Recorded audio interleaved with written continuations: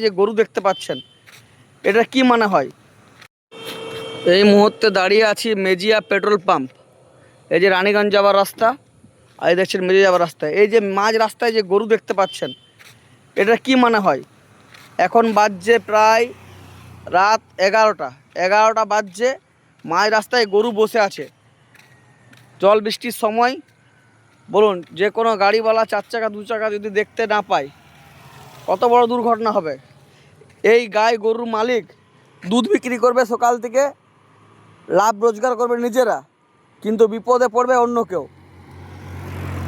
দেখুন মাঝ রাস্তায় গাড়ি যাচ্ছে। এটা NH-60 রোড, মেন রোড, একদম NH রোড, যেখানে বলা হয় একদম রানীগঞ্জ, আসানসোল, দুর্গাপুর টু পুরুলিয়া, খড়গপুর যাওয়ার রাস্তা। দেখুন বড় বড় গাড়ি যাচ্ছে, মাঝ রাস্তায় গরু শুয়ে আছে মেন রোডের উপরে। এই যে পেট্রোল পাম্প, আর এই যে সরকারের কাছে একটা অনুরোধ, যেন এর কোনো সুব্যবস্থা করা হয়। এই যে সমস্ত গরুর মালিকের কিছু ব্যবস্থা করা হয়, তা না হলে আমার মনে হয় প্রশাসনকে কড়াকড়িভাবে এইসব গরুকে রাস্তা থেকে তুলে নিয়ে গিয়ে ধরে রাখতে হয়, এবং মালিক ছাড়াতে এলে জরিমানা করা দরকার। আপনারা বলুন কি দরকার, এই বিষয়ে কী বক্তব্য আপনাদের?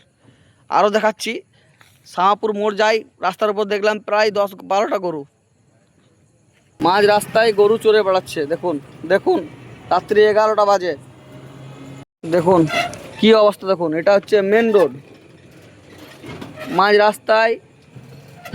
রাস্তায় শামাপুর মোড় দেখতে পাচ্ছেন। মাঝ রাস্তায় গরু বসে আছে, এমনকি অন্ধকার জায়গা যেখানে কিছু দেখা যায় না। আপনারা দেখতে পাচ্ছেন একদম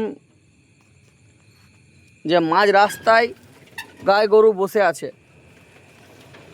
মাঝ রাস্তায় অন্ধকার সিচুয়েশন, রাস্তায় একদম বসে আছে।